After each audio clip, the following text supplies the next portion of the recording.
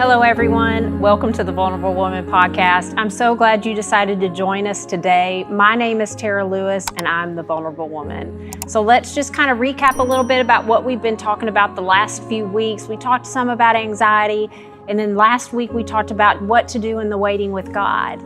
So I'm super excited for what we have for you today.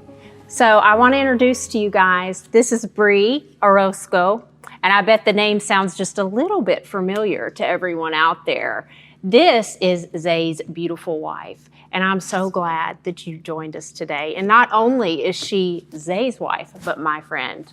And I'm just so happy that you chose to join us today. Thank you. And I want to remind you guys, being on here and being vulnerable and sharing a story or her story or my story, it's a hard thing to do. It's not easy.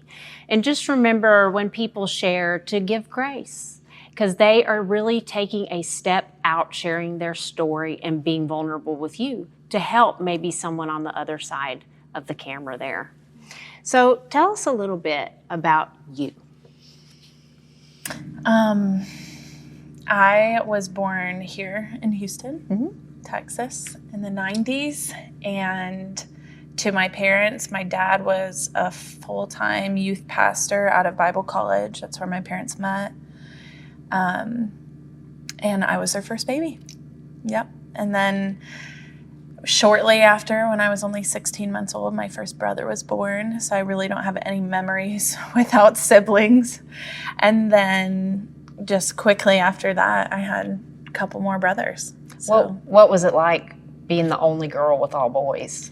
it's all I knew, and I really loved it. I honestly, when my third brother was born, when my mom was pregnant, I was 6. I remember all of it really well.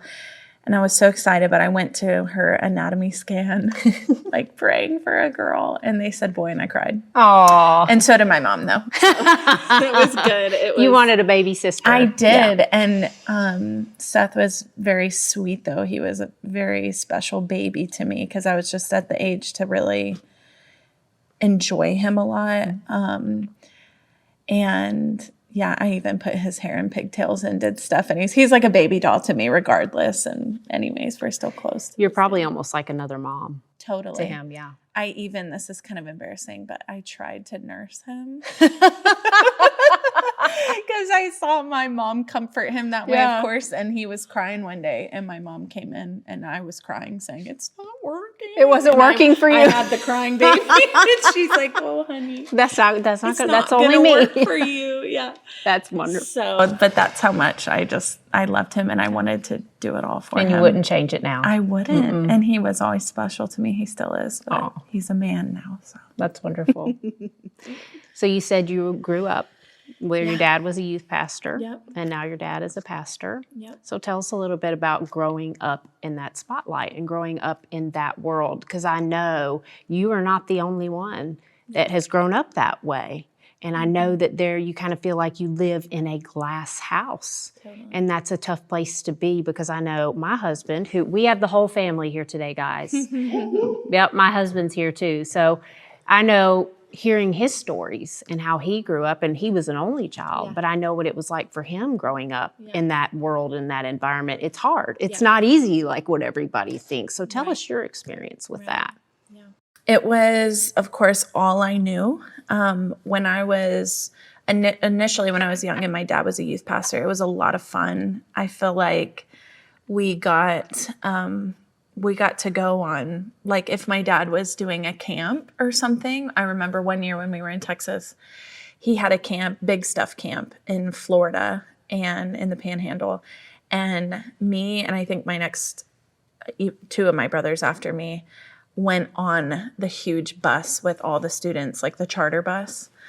And my dad and we had a ball. And every time we stopped at a gas station, the kids would use their money, their parents sent with them probably, and buy us things. And like, we just felt, it was so much fun. We got a lot of cool experiences. So we got to go to those camps and just kind of follow around, and of course felt big having all the teenagers love on us. So those were fun years. Before my dad was even 30, at like 28 or 29 years old, he became the senior pastor, which I do remember at that time was very intimidating to him, just that level of responsibility at such a young age. I can imagine. Yeah. And that was a big shift for our family because, of course, it just is different when you're the youth pastor. Sure, and puts you in wife a and different family. type of spotlight. Absolutely. Yeah. So there was some sense of that, but I remember just that shift being, of course, because I was the oldest child of my family, I probably have I was the oldest at that time to have memories of it. And so I just remember some level even in the way that my mom prepared us for things being a little bit different, more like you need to have awareness of people's perception, that I really don't remember at least having memories of that previously. So there was a lot of blessing in our life. We, of course, because of the students too, so involved with my mom and my dad, we had a ton of babysitters all the time. Like we had a lot of, high school girls that would come over to spend time with my mom and keep the kids and send her out of the house. It was a special community for us. And even I remember some of the moms of the teenagers at that time pouring into my mom as a young mom. And so they were around us and we were far from family. My parents moved all their families in the East Coast. And so they kind of created family in that community. And that was a big blessing, definitely, at the time. You probably always had people in your house too, I bet. We always had people in my house, at least from my memories. And my mom was a stay-at-home mom. So that was a gift in and of itself. But definitely, now that I'm a mom of littles, looking back, I'm like, gosh, it's no wonder she was overwhelmed at times, certainly with the additional responsibility from just the kids to care for other people in the community. Right. And I remember my dad specifically saying that in student ministry, it was very interesting because he had parents of teenagers coming to him for parenting advice, and he had toddlers. Oh, and so just kind of even just people, regardless of your life, I'm sure it happens with my brother and he has no children. Right, yeah. Regardless of the life that you've lived through, people still put pastors on a pedestal and hope that they have some wisdom that maybe other people don't. And I think there's some fairness to that. And I think there's a pressure that's unfair about that in ways too. I agree just with that. people, Yeah, and you know what?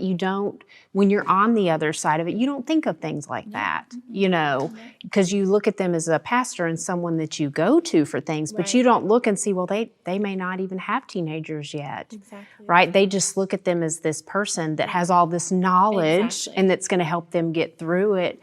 But I know I wouldn't have thought of it that way. You just go to that person needing help, and that's all you're thinking, right? But we need to remember, I need to remember, you got to give them grace too. Yeah, they need grace. True. I mean, I'm the age now that my dad was when he became a senior pastor, and I just think, just the pressure I feel, the responsibility, I guess, when you become a parent, there's just that sense of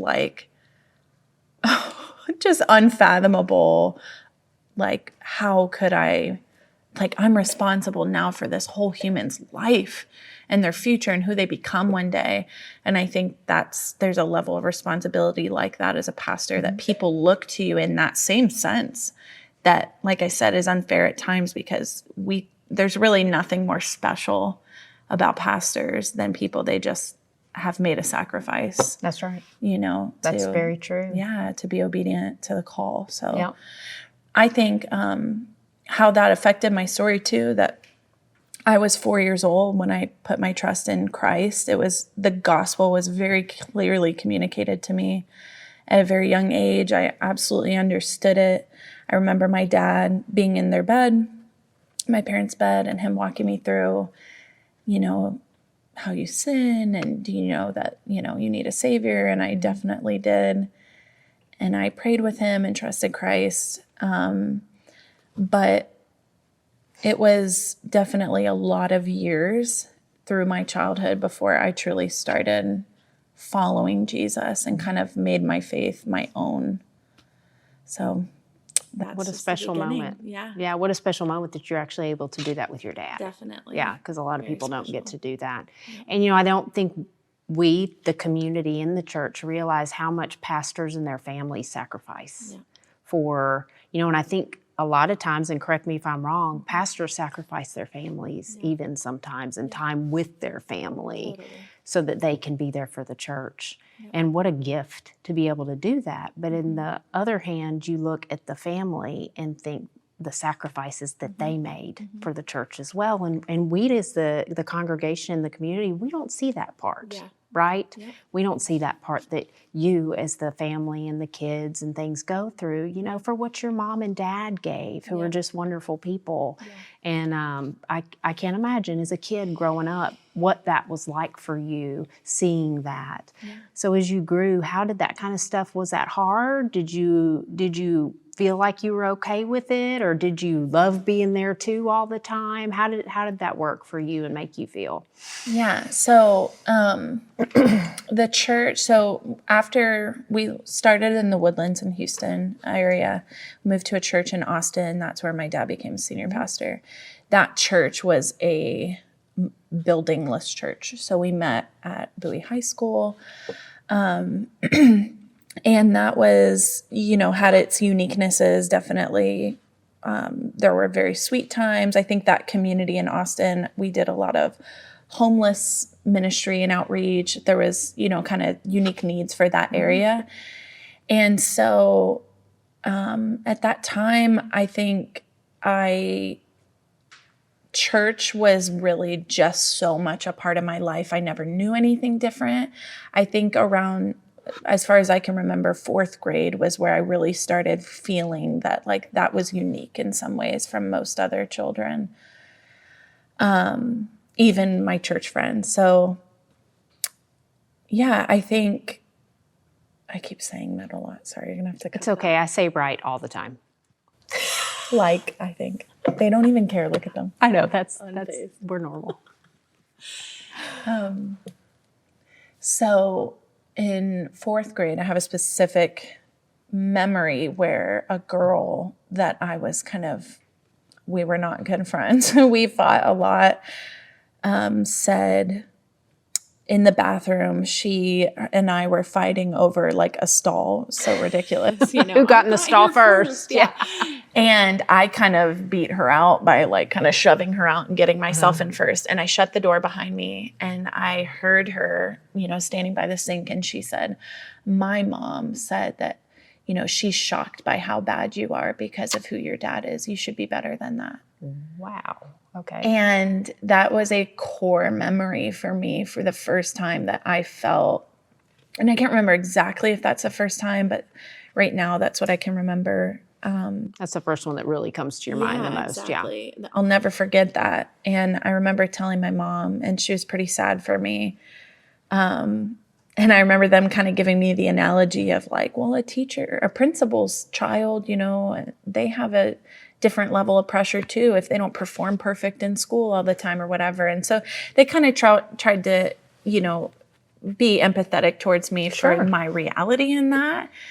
And also, I think my parents I think they did a really good job trying to affirm that that was a unique challenge. And in some senses, they were sorry that that had to be my life while it not being necessarily my choice, which I'm super grateful for. But at the same time, still holding to, like, we have to trust that God is going to reconcile that part of your story for you because we have to be obedient with what he's called us to. That's right. And I'm super grateful for that example because, of course, that's my choice now too, which I'm sure we'll get to that part. But yeah, so that memory was definitely, you know, in some senses traumatic to me at that time. Sorry, there's like something flying around and laying on my water bottle. I was trying to get it. Sorry. Blooper. So yeah, that was kind of the first one. And then from there, definitely that age, I started feeling much more insecure about that. I didn't like to tell people who my dad was. At the time, I think too, I started recognizing that as we went out places, people would greet my parents. That wasn't normal. Again, up until then, it was my normal. So I didn't know that everybody didn't find people they knew in every restaurant they went. But typically we would be greeted by somebody, you know, Pastor, you know, so good to see you. So yeah, it embarrassed me. I don't know why. That's sad to me that it did, other than that realizing there was a different expectation of me. And then in middle school, for sure, I had teachers that said the same kind of thing to me. I remember a Spanish teacher taking me to the hallway because a girl was coloring the bottom of my hair on her desk. And I went to public school, so I just, that was normal. And I was fine with it. It was consensual, but she sent me to the hallway and then came out and said, "I expect better of you because I know who your dad is." And I felt, it just was such a yucky feeling because I felt, it was different expectation for me than anyone else. And I don't know if it was my personality, but it just stung extra deep for me. I had peers and friends that I would think, I want to be a part of FCA because I still love Jesus, and I would come to see you at the pole, and that part for me, I didn't resent Jesus, but it was just purely that there was a different standard for me. I didn't like that. And so even like with FCA, I remember a kid saying to me, "Well, don't you know all the Bible because you're a pastor's daughter?" And I was like, "No, I don't." And I remember telling my parents, and they used the same analogy with the principal, like, does the principal's kid get straight A's all the time, And so, anyways, I'm grateful that they affirmed just my humanness and all of that too, that you don't have to, honey, don't ignore them kind of thing. But that was kind of the beginning of where I definitely started feeling the weight of that. And like I said, my mom, I think there was some dynamic where she felt a lot of pressure too. And she's always said, even the transition from youth pastor to senior pastor's wife, like it's a very small group of people that understand that type of pressure.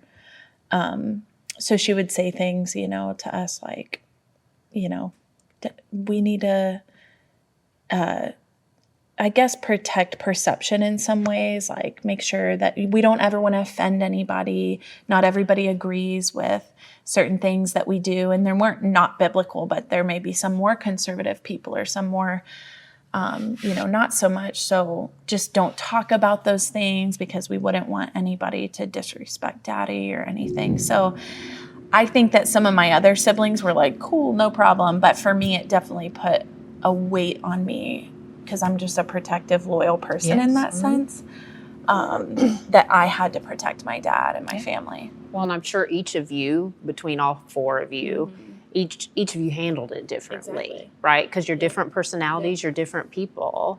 And I'm sure when you went through those things, your parents, I'm sure it was hard for them having to watch you go through those things or kids say those things to you because it's not, it's not fair.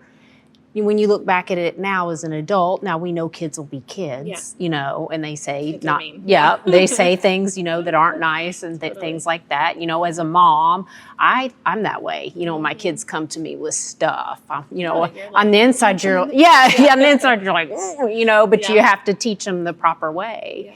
And so I can imagine that was very difficult with them, and hard to keep a balance of being able to their job was being in ministry, but yet they wanted to make sure, that they're there for you and doing the right thing, and but they know perception is important too, and that's hard, and it's hard, seeing now where I'm at in my place and how unfair I feel like it is the perception that gets put on pastors and their families because they're human people too. Totally human. You got, everybody's human. Totally 28 years old. Can you imagine? I just feel that now, of course, that grace for my parents at that age, having that kind of responsibility and little ones and all of that. But, and that's kind of the unique thing that makes it hard for me to tell my story now on this side because my perspective as a child was only what, I guess, maybe what my parents couldn't do for me or what, I could see was my reality at the time. Now on this side, I have so much more perspective and have grace to extend, but I certainly felt more as a kid that it was unfair. And I started to, like I said, I was embarrassed of my dad's job so much that I know my dad expressed to me that he felt I was embarrassed of him. And that really hurt him. And that hurt me in turn. And it put strain on our relationship because, like I said, because that hurt him, I didn't want to hurt him.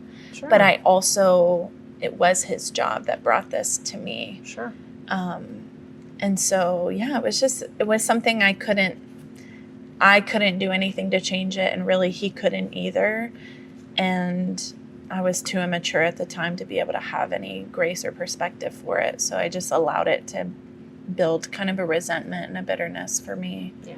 Even in a sweet relationship, he really didn't do anything to me. It was just Sure. our reality. Yeah. Well, we're selfish when we're kids. We're selfish beings.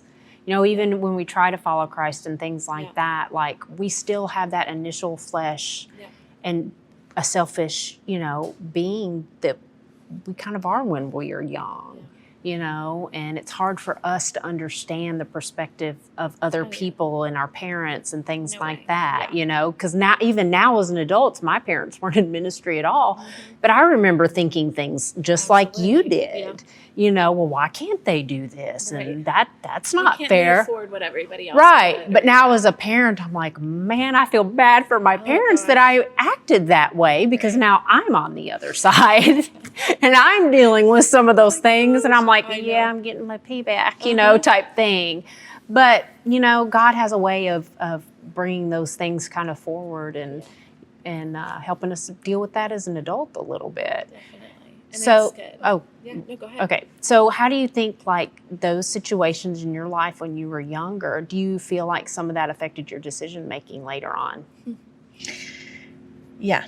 So sadly, my story, and I just want to be vulnerable because this is a vulnerable one.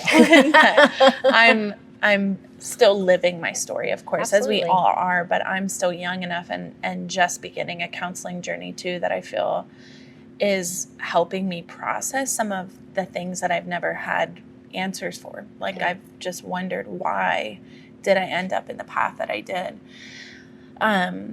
So unfortunately, I feel that because of that bitterness and resentment and that pressure, I decided to, certainly subconsciously, it wasn't a conscious choice, but in some ways prove how maybe bad I could be, or prove how much that I didn't fit the mold, because I just rejected what everybody wanted me to be. And so I wanted to be something else. And regardless of kind of my parents' discipleship in my life and their nurturing, and I just decided to hide things and lie and kind of become sneaky and definitely very inward. Even I feel that even with the most intentional parents, because there were 4 of us, there were still certainly times that I could hide and kind of get lost in the mix a little bit, And my dad had really good kind of boundaries when we were young to be home, and there were certainly emergencies and things that we had to go be a part of. But for the most part, he was very involved in our sports and in our life and coaching us. And that's a whole nother story for another day. I can totally see your dad being like that too, because he's such a sports fanatic. Totally, Yeah. Very, very involved. So anyways, we, even with that, and that's part of the shame that I have in my story, is that I had parents that most people would have died to have probably, and I still chose poorly and made bad choices. So honestly, if anything, that's something as a parent today and just as a believer, I've been able to take and learn from my story, is that we can do the most loving and intentional things with our children and disciple them and point them towards Jesus. And we could be perfect. And at the end of the day, they still get to choose. Right. And so ultimately, I have to trust God with that. And that's been very humbling as a parent on this side. And I know that was a journey for my parents. And I learned a lot from them through that. So it's freed me in some ways too from that shame a little bit, that, it's the reality of living in such a fallen, broken world. And I had to have my story for God to meet me where he needed me. So that's jumping ahead a little bit, but yeah, I definitely, even just stopping at middle school where I shared, I started feeling that a lot more. I had a secret boyfriend that got me into a lot of trouble. That was about the time I got a cell phone. I mean, it was a flip phone. And, with the numbers that you had to hit 3 times on each one. Yes. And I got really good at it. I could do it with one. And you had to that's how you had to scroll down. Exactly. Yeah, little arrows. And I don't even think I had a camera on it, but I remember I had 50 texts in a month or something. You had and that was when you got charged. For minutes. Yes, absolutely. So that was funny, but my parents sent me with that because I had sports, so 7th grade around. But I certainly used that phone to get in some trouble. Yeah. And so I would get it taken away a lot. But in really up to 7th grade, my life was pretty normal as far as I knew it, consistently the same. We had some friend groups that were very much a part of our life, close friends of my parents that had young kids. In those dynamics, at that point, once my parents were senior pastors, even though they were still young, even in their 30s at that point, most of their staff was younger, so they had younger kids. I always kind of felt lost in the mix of that because I wanted to be, let alone I was the only girl. So most settings we were with the whole basketball team of boys, and it was just me. And, I found that, and I think that's where I also became very inward and secretive too, I just didn't really have a buddy in any situation. I either went and got dirty with the boys and threw the ball, or I got in my room kind of alone on my phone. And that's, was kind of where I found myself. So I think when I was in 8th grade, my dad, I can't remember all the details, but started expressing that he started feeling depressed, and he didn't know what it was at the time. He went to doctors and counselors, whatever, and found out that he was burnt out, which is common in ministry, unfortunately. Oh, yeah. He had been, I think, a senior pastor at that point for 11 years or something with no break, never taking a month off, nothing, nothing beyond a 2-week vacation.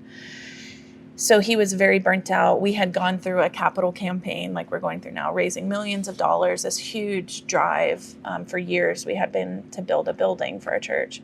So a lot of pressure, and he was just burnt out. And my perspective at that time, I was 13. I was something's very wrong with my dad. I remember he had to get on medication, and my parents, just that dynamic, it was hard. My mom was hurting through some things, and they really tried to protect us from a lot.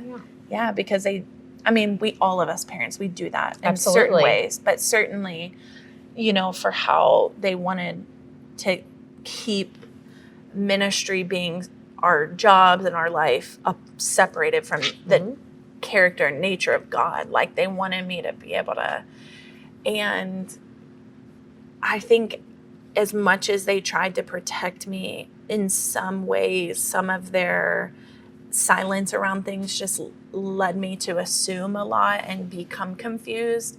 And I know they had good intentions in that. And unfortunately, just because of my age too, it just hit me in kind of a different way. So I started trying to listen in on conversations, and I remember sneaking out of my room at nights when they would have people over and sharing things. I just told my mom today, actually, I heard you talking that one night to your friend, and she's like, "You're kidding me." I'm like, "No, I was in the kitchen while she was on the couch." I'm like, "I heard you crying," and I came from my room. So I definitely did that. And I'm sure a lot of it was out of concern. Totally. Yeah, just kind of wondering what's going on and being concerned. Yeah. And I shared, I felt so protective of my parents. Yeah. But I would say, unfortunately, with both of them, I was disconnected from them in my heart.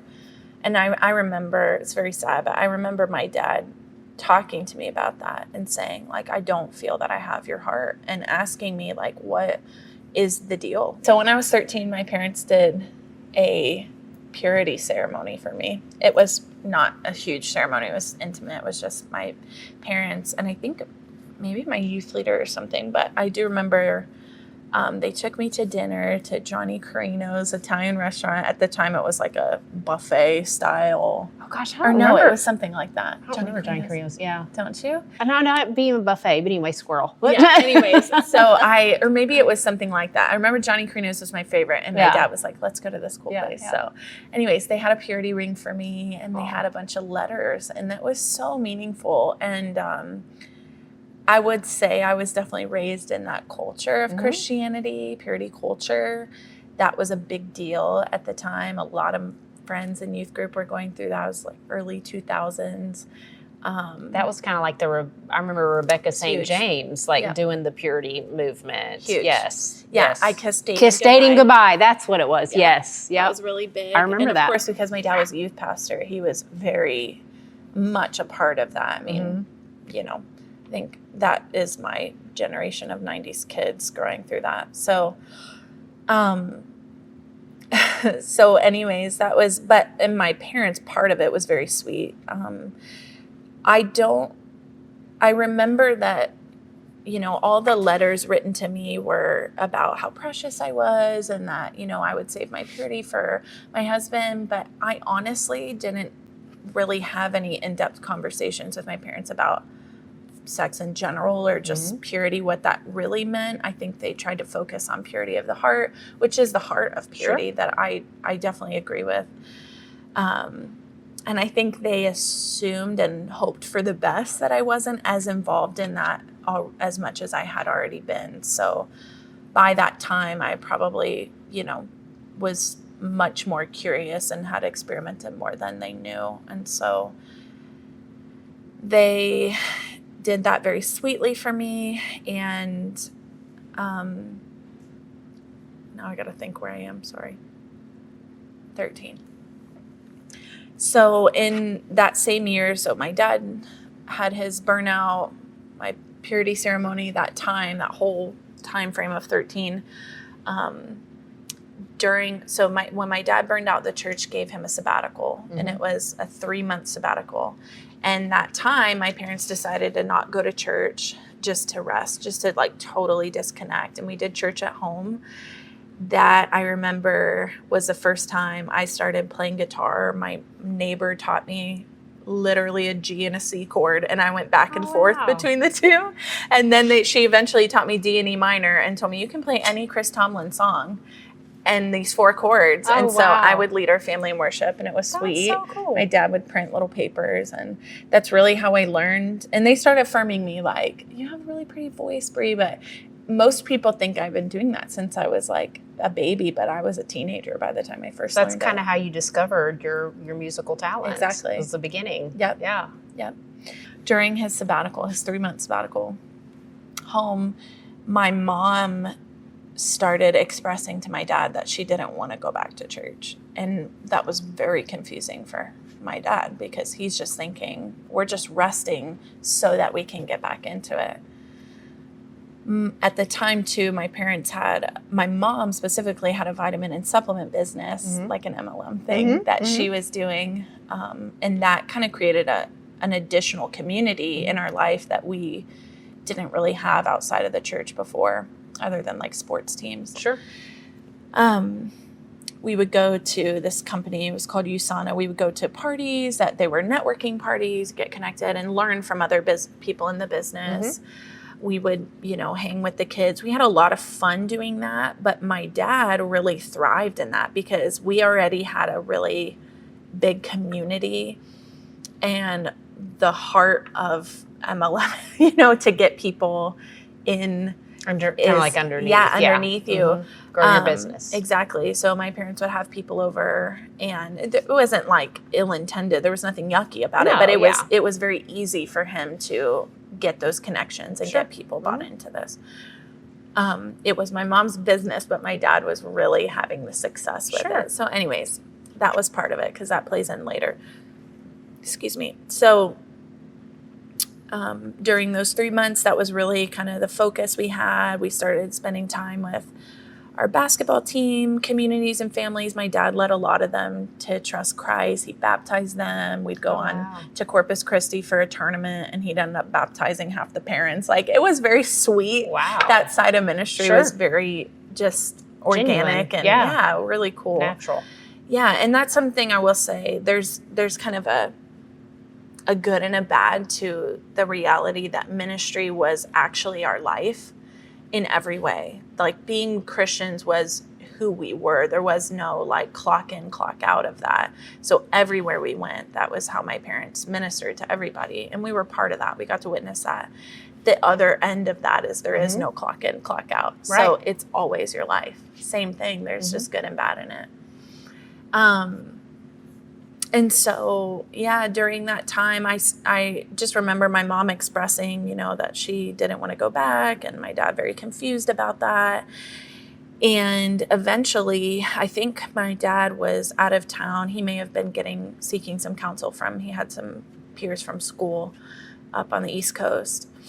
And my mom took a trip to one of the women that discipled her back in the Woodlands when her kids were teenagers. So her kids would babysit us. This is one of those moms that poured into my mom. Yeah. And she discipled her. And so we went to her house, and this was the night that I heard my mom crying on the couch, and I came out into the kitchen, and I heard her telling her friend that she couldn't tell my dad. This is what I heard. Like, I can't tell Bob. And then just the friend encouraging her, you have to. And that was the only context that I heard. Mm-hmm. So that was hard, as you can imagine. That because as kids, we come up with our own things in our head. Spiraling. Yes. I started speculating, of course, everything that could be. And I was just in that age too. I was probably about 14 by now, but in that age that I didn't feel brave enough to go. Like, my mom and I weren't on a friendship level where she would just confide in me. I was still a child. Right. But I was old enough to really, I knew everything, at least what she was saying, that was probably good. Right. So. And you didn't want to go to her and be like, Mom, I heard you say. Exactly. Yeah. She would probably be like, that's none of your business. Right. Or that's how I felt, Right. Or you're too, you wouldn't understand. Yeah. She wanted to protect me too. That's right. Yeah.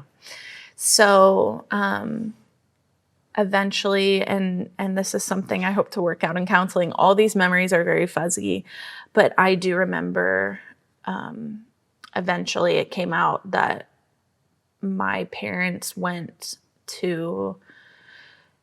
mom had shared with my dad something that had happened with another pastor on staff, an offense against her, a betrayal.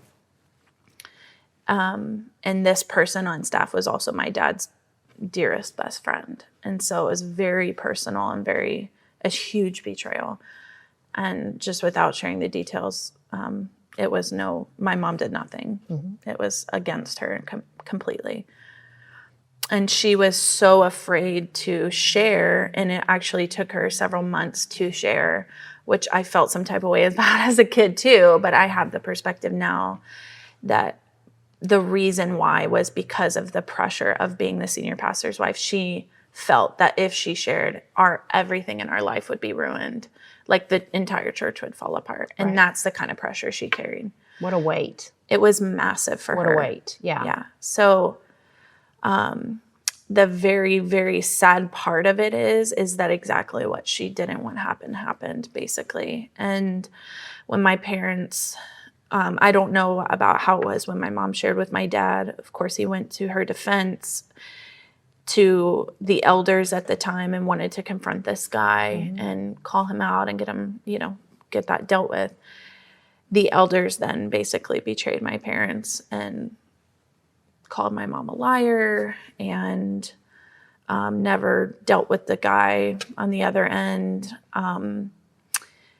They accused my dad of having like dual interest because I forget what that's called, but because he had poured some time into my mom's supplement business. Okay.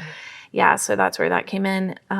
They had all kinds of accusations that just really came out of the blue for us that while my dad was on his sabbatical, it felt like they were kind of building this whole thing.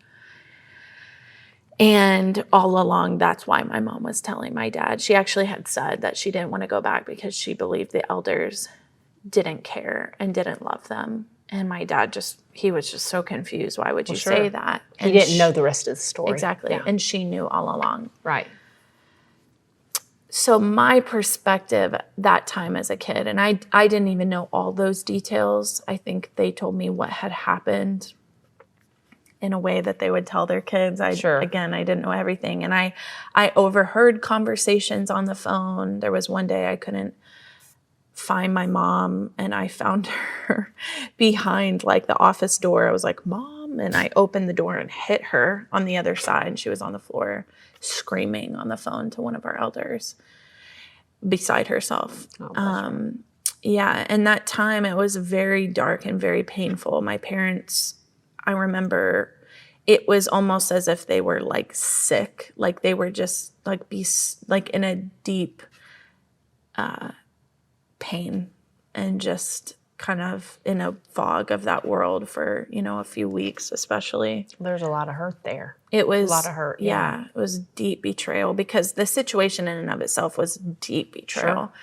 Additionally, to have the elders then turn their back on our family after all the years that my parents had poured into that church was additionally painful. And so I shared the story with my counselor a couple weeks ago, and she said, it sounds like elder was a cuss word to you when you were a kid. And I said, it was. That was like the perfect way to describe it, because all these elders were very personally involved in my life as a kid growing up. Like they were, one was a realtor. Like they didn't work at the church. They were just elders. Right. So, they helped us buy our home. We would go to their kids' graduation and they would come to my basketball game. Like they were part of our life. And so these people that were like uncles. They became more than just elders in the church. Yeah. They become a part of your life. Yeah. Right. Yeah, they become a part of your life. They hurt my family so badly. And I think I was old enough where I wanted to be a part of those conversations, but obviously I was just a child to most of them. So, and that was part of like my pain and all. I just felt like I had no voice in any situation, kind of lost in the mix always. But I started kind of creating some narratives about my mom too, that because I was missing parts of the story, why, the reason she didn't tell, like what was that for? And really, and this breaks my heart, but the kind of where I landed, especially looking back, what I can see now is I had essentially, made a decision in my mind that my mom had ruined our family in some sense, like ruined our life, not our family, but our life. Because after that, my dad was not obviously going back to that church. They asked him, I believe, to resign. And that alone was incredibly painful. He asked to read a letter to the church to let them know how much he loved them. Because these people, I mean, when you're a pastor, these are like children to you, people that you love dearly. He invested in those people. Exactly. Yeah. They wouldn't let him read the letter. They said they would read it for him. And we still don't to this day. I mean, what people had told us that happened was definitely not my dad's words. And so I know everybody handles things like that differently, but my mom was definitely traumatized through it all and was afraid to go out into the community. We lived in a small town outside of Austin and played sports and did all the things. Like we were so involved in that community. So she pulled us out of school. We were homeschooled. This was the end of my 8th grade year. And we were talking about this today too, that community really became like a safe place for us because most of them didn't go to that church at all. And we could share that story openly with them, and they were they didn't have any connection to it at all. Right. So they were just comforting, and homeschooling was very different than what we were used to, but that community was cool. They had basketball opportunities and stuff. So and for me personally, there is one part of that too that plays into my story later, that there was a community of kids that when they got together, they called it a party. And I went to this party and they were playing guitar and worshiping around a campfire. I'm like waiting, like what kind of party? Like, That was what they did to party. And I was wow. already kind of in my public school world, getting Right. very, you know, in bad crowds. And like I said, I had a secret boyfriend and had, you know, experimented drinking with my neighbor. And certainly in those days too, when my parents were kind of just trying to survive through that pain, scrambling through things, all these, and of course it has a ripple effect of other conversations and all the people that come wanting to know what's going on. Right. And then Let alone having, they're just hurting people well, and too. then they're having to retell Oh, the gosh. story and Re-traumatize every time, yeah. So during that, I found myself at other people's houses, people that were wanting to care for us, but I got in trouble doing stuff. And so anyways, this party, it was very sweet. It was like the first time I saw like, oh, you can have innocent fun. Like, that's sweet. But also that like my heart for worship started developing there too. So, Okay. yeah. So that's, I feel like I've been talking a long time, but that's okay. that was the beginning of that story with all of that coming out. Of course, that was a big church wound for me. Oh, yeah. And like, because elder was a cuss word, I mean, most things with church were very, I wanted nothing to do with it. So much, even my dad, the church had given my dad a severance, which was the only honoring thing that they ended up doing.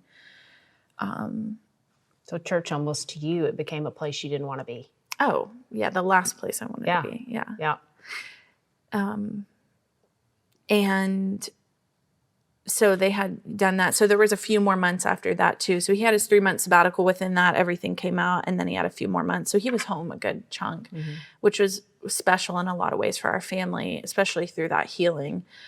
We started going to other churches. That was the first time in my entire life I had been to a church that my dad was not the pastor. And you probably actually got to sit with your dad. I did. Yeah. And it was bizarre. Yeah. We, you know, it's Texas, so churches are They're everywhere. like theme parks. Yeah. I mean, and they're everywhere. So like we would go to one, it was like the guy from Phillips, Craig and Dean, was the pastor. In the middle of his sermon, he'd start singing, and like then we like, well, that's probably not the church. And then we go to another church. Like it was so interesting. Literally the first time I had ever been to a church, other than like Grandpa's church. when we visited, you know? Yeah. So it was just very crazy. And there was one church that we got connected in for those few months. And the youth group, I guess, had been very caring for me and my brother, which meant a lot to my parents, of course. And the pastor kind of knew the situation and specifically would just make one, like he put a lot of effort into making sure that church wasn't a place that we resented. And it was super sweet. He was the first person that gave me an opportunity to sing on stage. And it was a song from Need to Breathe that's called like My Daddy Was a Preacher or something. And I sang this song. Yes. Did you sing it to a track or did you play guitar? No, I played guitar. You played guitar, okay. And I remember my dad gave me some feedback that day that was really funny, that, you know, because he's such a coach at heart. And he was like, you were swinging this certain kind of way. So it was cool though, because, you know, that I honestly, I was such a sports girl. Like I danced a little bit when I was younger and, you know, but my family culture was basketball really. So Well, your dad played basketball. yeah. Yeah. Yeah, in college. And that was, you know, we did AAU and travel ball and stuff. So that was like such our world. So for me to have something, certainly in art, that was outside, that was unique from the rest of my family. And I liked being a little unique. So anyways, in the midst of all that, my dad had told us one day, he shared that he didn't think he was going to go back into ministry. And he thinks he wants to go in the business world. Oh, wow. Yeah. And so I was thrilled. I was so ready to be done with that part of our story, over it all. I thought, great, an opportunity for my parents to make more money, because, you know, being a pastor doesn't make you a lot of money. Oh, no. So, and that was a theme through my life too, that my parents did such a beautiful job. Like we really always had everything we needed.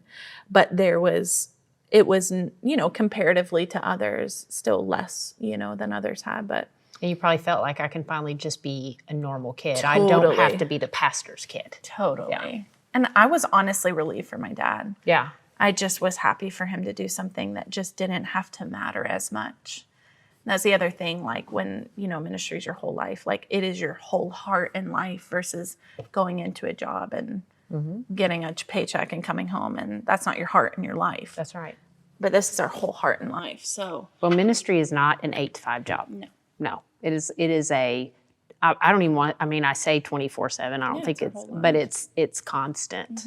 It's almost like you never get a day off. No. It's not like you have the weekends. No. The weekend is pretty much that's your big game. Exactly. It's Super Bowl. Right. That's your big game is the weekends, and then you're back at it again. Yeah. You take a couple of days off and maybe even and when you're in ministry, even on your days off, if an emergency happens or somebody needs you, you're still doing something. Yeah. It seems like there's just never a stop. Well, and those are the days that people that work normal jobs, right, they have off. So most of the weekend is connecting with those people or coachings or trainings for small group leaders or something that it only works for most people on a Saturday morning or something. So, yeah. But so when my dad said that, I was definitely relieved, excited about what that could mean. I never imagined that I would ever leave my little town that I grew up in. I was super excited for high school. I was going to be a freshman at my Hayes High School, which kind of embarrasses me because our mascot was the Rebels.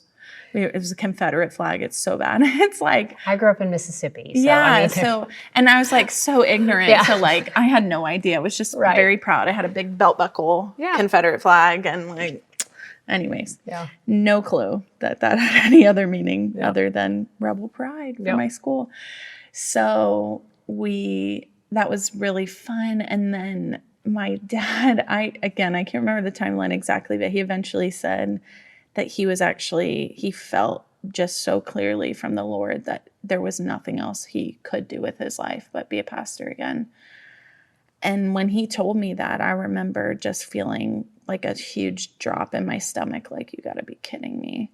You thought you were done. I thought we were done. And eventually it was, he would bring things to us because I was the oldest. If I was 14, there's probably 12 or 13. They were just right after me, 10 and 8 or something. And so enough that he wanted us to weigh in a little bit. How do you feel about this? Certainly getting our feedback on how we felt. Obviously, he was going to make the decision anyways at the end of the day. But eventually he came to presenting us that there were two main options for him. And one was in Kentucky and one was in Fort Myers, Florida. Louisville and Fort Myers. And I was devastated about moving, but to me, Kentucky was similar enough to Texas. And like I said, I was a belt buckle girl and into my, small town world. Football was life, all the things. And so Kentucky, my mom had told me, if we move to Kentucky, I promise you I'll buy you a horse. So that was really exciting. She was like, we'll have puppies. I mean, we can have a whole farm. Oh, yeah.